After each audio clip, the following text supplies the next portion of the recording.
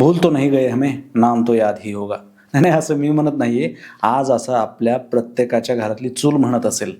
त्याचं कारण म्हणजे मंडळी, आता पुन्हा LPG संपणार आहे, पुन्हा लॉकडाऊन लागणार आहे आणि पुन्हा सगळ्या गोष्टी होणार आहेत आणि पुन्हा आपल्याला चुलीकडेच यावं लागणार आहे. मंडळी, आज ह्या व्हिडिओमध्ये मी तुम्हाला डिटेलमध्ये सांगणार आहे की लॉकडाऊन लागणार आहे म्हणजे नेमकं काय होणार आहे, किंवा एखादी नवी महामारी पुन्हा यायला लागलेली काय, जे की बऱ्याचशा लोकांच्या मनामध्ये प्रश्न सध्या चालत आहे. तर मंडळी, A to Z मी ह्या व्हिडिओमध्ये कमी वेळेमध्ये तुम्हाला सांगणार आहे.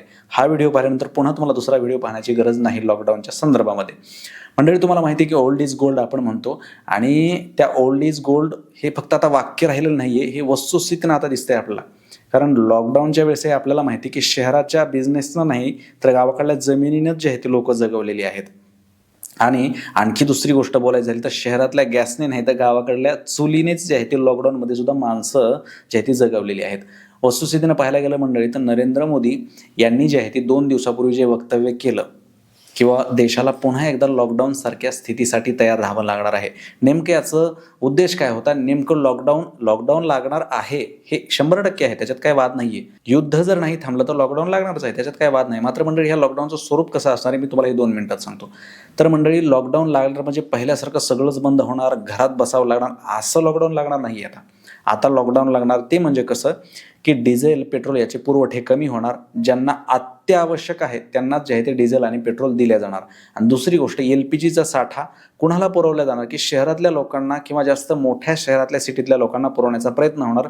कारण शक्यतो गावाकडली लोक हे चुलीवर भागू शकतात, मात्र मोठी लोक शहरातले हे फ्लॅटमध्ये कशी चूल मांडणार आहेत? तर या पद्धतीने लॉकडाऊन लागू शकतं. म्हणजे कसं मंडळी की जर तुम्हाला सरकारी नोकरी आहे, तुमचं काम अति महत्त्वाचं आहे, तुम्हाला 4 व्हीलर नेणं गरजेचंच आहे, तशा वेळेस तुम्हाला तुमची ID वगैरे काही पुरावे बघून पेट्रोल किंवा डिझेल दिल्या जाणार मंडळी. मात्र तुम्हाला जर असं काही नसेल तर सरकारी वाहनं जे आहे ते चालू राहणार, त्याच सरकारी वाहनाने तुम्हाला प्रवास करावा लागेल. कारण मंडळी, डिझेल पेट्रोल जरी संपलं तरी सरकारला काही गोष्टी चालू ठेवाव्या लागतात, ते म्हणजे सरकारी ट्रान्सपोर्टेशन जे आहे ते चालू ठेवावं लागतं. बसेस असतील, रेल्वे असतील किंवा विमानसेवा, ह्या काही गोष्टी ज्या आहेत ते चालू ठेवाव्या लागतात, त्यातली त्यात खास करून बसेस आणि रेल्वे. आणि मंडळी, सरकार करणार काय की हॉर्मझमधून जे काही सध्या क्रूड ऑइल घेऊन जहाज येत आहेत, ज्या क्रूड ऑइलद्वारे पेट्रोल आणि डिझेल तयार होतं, तिथून सध्या एकतर येण्यासाठी अडचण येत आहे, त्यातली त्यातही भारताचे जहाजं ते सोडत आहेत. मात्र मंडळी, त्याच्यासाठी खूप काही प्रोसेस कराव्या लागत आहेत. फायनान्शियली पहिल्यापेक्षा जे आहे ते तिथं जास्त आपल्याला पैसे ओतावे लागणार जे आहे ते लागत आहेत. त्याच्यामुळे मंडळी, या सगळ्या गोष्टींचा तुटवडा सध्या निर्माण होत आहे. मात्र मंडळी, सरकार याच्यामधून मार्ग कसा काढणार आणि कशा प्रकारचं लॉकडाऊन लागणार हे जर आपल्याला समजून घ्यायचं झालं तर पहिली गोष्ट, तुम्हाला अनावश्यक जे आहे तो डिझेल पेट्रोलचा वापर टाळावा लागणार. म्हणजे काय की आधी आपण कुठेही जाताना आपली 4 व्हीलर घेऊन निघत होतो, ते या लॉकडाऊनच्या परिस्थितीमध्ये तुम्हाला करता येणार नाही. तुमचं जर अत्यावश्यक असेल तरच तुम्हाला 4 व्हीलर काढता येणार तुमची, अदरवाईज तुम्हाला बसने किंवा रेल्वेने प्रवास करावा लागणार. का? कारण इथं बस आणि रेल्वे सेवा बंद ठेवून जमत नाही. जे गरीबातले गरीब आणि श्रीमंतातला श्रीमंतही माणूस त्याने प्रवास करू शकतो. हा, मात्र याच्यामध्ये एक गोष्ट होऊ शकते की रेल्वेचे आणि बसेसचे तिकिटाचा दर वाढू शकतो. त्याचं कारण म्हणजे मंडळी, सध्या क्रूड ऑइल आणणं हे सुद्धा एक्सपेन्सिव्ह आहे आणि त्याचा परिणाम खिशावर होणार हे मात्र नक्की आहे. आणि राहिला विषय गॅसचा, तर गॅस सेवा तातडीचीच पुरवल्या जाणार मंडळी. अदरवाईज आपले जे गावाकडले लोक आहेत कदाचित त्यांना लॉकडाऊनसारखं चुलीवरतीच भागवावं लागणार आहे मंडळी.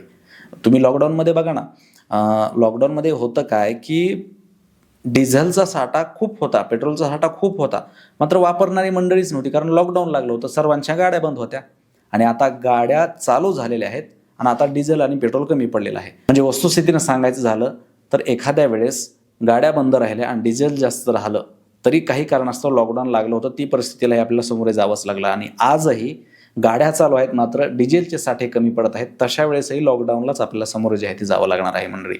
म्हणजे याच्यामध्ये अत्यावश्यक वस्तूंचा, अत्यावश्यक व्यक्तींनाच जो आहे तो या गोष्टींचा पुरावा जे आहे ते केला जाणार. बाकी सर्वांना आपल्याला जे आहे ते आपल्या जुन्या पद्धतीनेच जगावं लागणार आहे, जर युद्ध नाही थांबलं तर. आणि मंडळी, याच्यावरून एक गोष्ट सिद्ध होते की ज्या चुलीकडे आणि ज्या शेतीकडे आपण पाठ करून निघालो होतो, आता पुन्हा त्याच चुलीकडे त्याच शेतीकडे जे आहे ते आपल्याला जावं लागणार आहे मंडळी. बाकी असो मंडळी, लॉकडाऊन लागणार आहे म्हणजे काही कुठला रोग यायलाय असंही नाही. बऱ्याचशा लोकांचा असाच गैरसमज होईल की कोरोनासारखा पुन्हा कुठला रोग यायला लागलाय का आणि त्याच्यामुळे हे लॉकडाऊन आहे का मंडळी? तर असं काहीही नाही मंडळी. केवळ आपल्या देशाचा विषय काय आहे की पेट्रोल, डिझेल आणि LPG याचा 85% पुरवठा हा बाहेर देशातून आणला जातो आपल्या देशासाठी.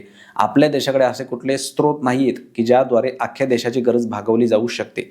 मात्र मंडळी ज्या स्त्रोताद्वारे म्हणजे बाहेरून जे 85% जे आहे ते तेल येतं म्हणजे क्रूड ऑइल किंवा LPG येतं, ते जे आहे ते आता येण्याचं थोडंसं खंडित झालेलं आहे स्ट्रेट ऑफ हॉर्मुझच्या त्या ट्रॅफिकमुळे किंवा तिथल्या काही इराणने लावलेल्या रूलमुळे, आणि ते खंडित झाल्यामुळे आपल्याला जे आहे ती ही कळ सोसावी लागणार आहे मंडळी. मात्र पुन्हा जर लॉकडाऊनसारखी परिस्थिती निर्माण झाली मंडळी, तर त्याच्यात तुमचा व्यवसाय बंद राहणार नाही किंवा तुमचे दैनंदिन जे आहे ते प्रवास बंद राहणार नाही. तुम्हाला एवढंच आहे की सरकारी वाहनाने प्रवास करावा लागेल, तुम्हाला प्रायव्हेट वाहनाने प्रवास करता येणार नाही. कारण प्रायव्हेट वाहनासाठी जेव्हा तुम्ही पेट्रोल आणि डिझेल भरायला जाताल तेव्हा ते नक्की विचारणार तुम्हाला की कशासाठी पाहिजे आहे तुम्हाला. तुम्ही जर म्हणणार आम्ही गावाला चाललो लग्नाला जातो, ते देणार नाहीत. ते कोणाला देणार? ज्यांचं सरकारी काम आहे, ज्यांना गाडीशिवाय जमतच नाही किंवा ॲम्ब्युलन्स असतील, अशा अत्यावश्यक सेवा ज्या आहेत त्यांनाच पेट्रोल आणि डिझेल पुरवलं जाणार मंडळी. आणि जरी समजा तिकडून जहाज येत असले तर ते कमी मर्यादेमध्ये येत आहेत, त्याच्यामुळे सप्लाय सुद्धा कमी मर्यादेमध्ये किती करता येईल याच्यावरती सरकार सध्या ध्यान देणार आहे. त्याच्यामुळे मंडळी जरी LPG गॅस 4,000 3,000 जरी तुम्हाला कुठून ब्लॅकने किंवा XYZ ने मिळाला तरी कालांतराने तो बंद होऊ शकतो. सगळ्या चौकशा आता आजचीच न्यूज बघा ना तुम्ही की 25 दिवसाची जी आहे ती बुकिंग गॅसची होती, आता ती 35 दिवसाची जी आहे ती करण्यात आलेली आहे. आणि पुण्यामध्ये तर अशी स्थिती आहे की हॉटेलवाल्याला गॅस मिळायचंच बंद झालेलं आहे. अक्षरशः काही जे मुलं मेस द्वारे जेवण करत होते ते अक्षरशः काही गावाकडे आलेले आहेत सध्या, कारण पुन्हा लॉकडाऊनसारखी परिस्थिती जी आहे ती लागण्याचे चिन्ह आपल्याला दिसत आहेत मंडळी. आणि याच परिस्थितीला समोर जाणं हे अगदी गरजेचं आहे. मात्र मंडळी याची शेतकऱ्याला वस्तुस्थितीने कसलीच झळ बसणार नाही, कारण त्याचं 12 महिने जीवन जे आहे ते चुलीवरच आहे आणि 12 महिन्याचं जीवन जे आहे ते शेतीवरच आहे. त्याच्यामुळे त्याला झळ बसेल असं तरी काही होणार नाही. मंडळी आणखी एक गोष्ट होऊ शकते याच्यामध्ये की जे काही सोयाबीनचे हरभऱ्याचे भाव आहेत ते कदाचित आहे तिथंच थांबू शकतात किंवा बूम तरी होऊ शकतात किंवा खाली तरी येऊ शकतात. कारण मंडळी या सगळ्या गोष्टींमध्ये कितीतरी लाख टन जो आहे तो चना विदेशातून भारतामध्ये आलेला आहे. त्याच्यामुळे सध्या हरभऱ्याचे भाव वाढतीलच असं सांगता येत नाही मंडळी. त्याच्यामुळे या सगळ्या गोष्टींना आपल्याला सामोरे जावं जे आहे ते लागणार आहे. असं नाही की घरातच थांबून लावावं लागणार आहे किंवा लॉकडाऊनसारखं जे आहे ते जिथल्या तिथे एरिया सील केला जाणार आहे, असं काहीही नाही मंडळी. फक्त काही गोष्टींचा जे आहे ते आपल्याला ॲडजस्टमेंट करावी लागणार आहे आणि जे ॲडजस्टमेंट होत नसेल तर त्याचा परिणाम आपल्या खिशावरती जे आहे ते होणार आहे. बाकी मंडळी असो ह्या व्हिडिओचा उद्देश एवढाच होता की नेमकं लॉकडाऊन लागणार आहे ते कशा प्रकारचं लागणार आहे हे समजून सांगणे. आणि दुसरा मुद्दा मंडळी, जे काही न्यूज फिरत आहेत, न्यूजवाले काय करतात की बडा चढा की खूप साऱ्या गोष्टी सांगतात, देखिए क्या होने वाला है. असं काहीच होणार नसतं मंडळी. नॉर्मल सगळ्या गोष्टी ज्या आहेत जिथल्या तिथं राहणार आहेत. त्यामुळे बाकी फार काही टेन्शन घेण्यासारखं नाही आहे. नमस्कार.